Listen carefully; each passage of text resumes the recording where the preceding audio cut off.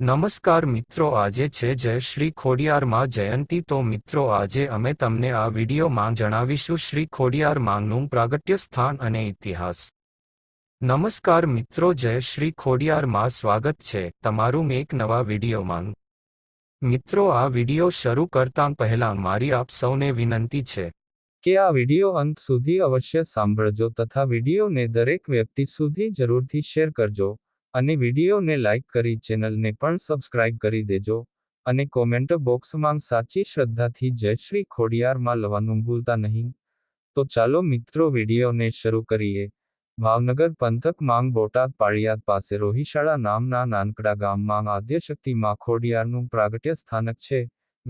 સન 836ની મહાસુદ આઠમના રોજ ખોડિયાર માતાજીનો જન્મ દિવસ મનાય છે.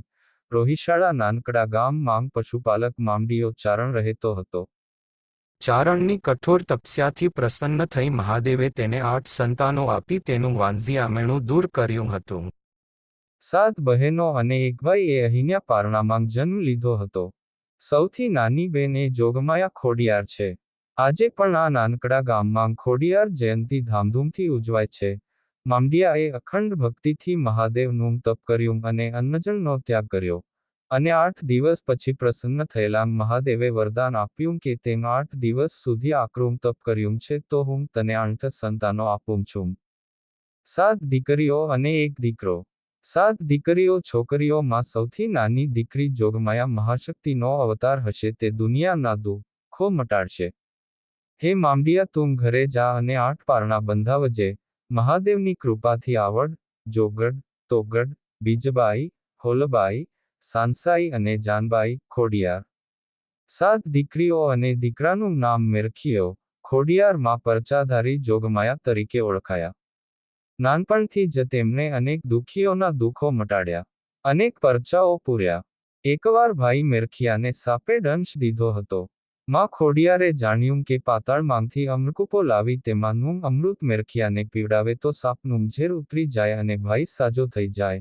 માં ખોડિયારે તરત જ સમુદ્ર થઈ જાય.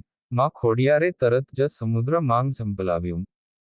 તેમને સમુદ્ર માંગ મગરે મદદ કરી હતી. અમૃતકૂપો લઈને ઝડપથી આવતાં કોઈક લાગ્યાં.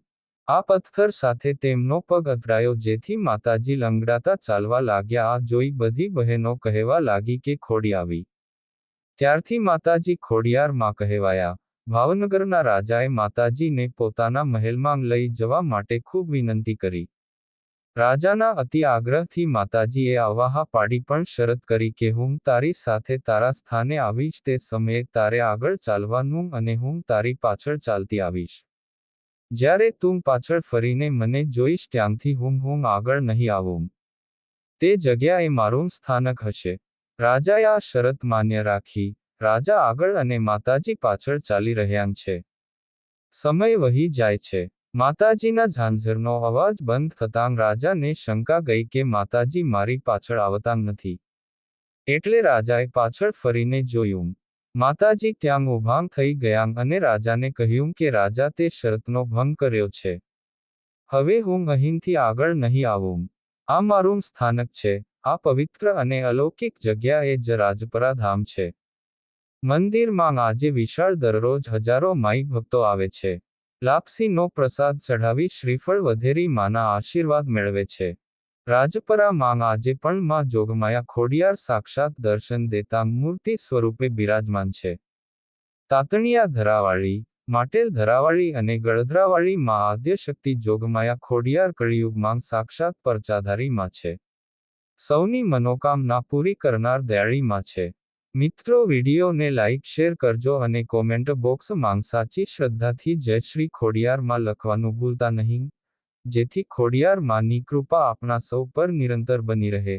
અને મિત્રો, તમે હજુ સુધી અમારી ચેનલને સબસ્ક્રાઇબ નથી કરી તો કરી દેજો જેથી કરીને અમારા નવા વિડીયો તમને મળતા રહે. ત્યાં સુધી બધા મિત્રોને જય માતાજી.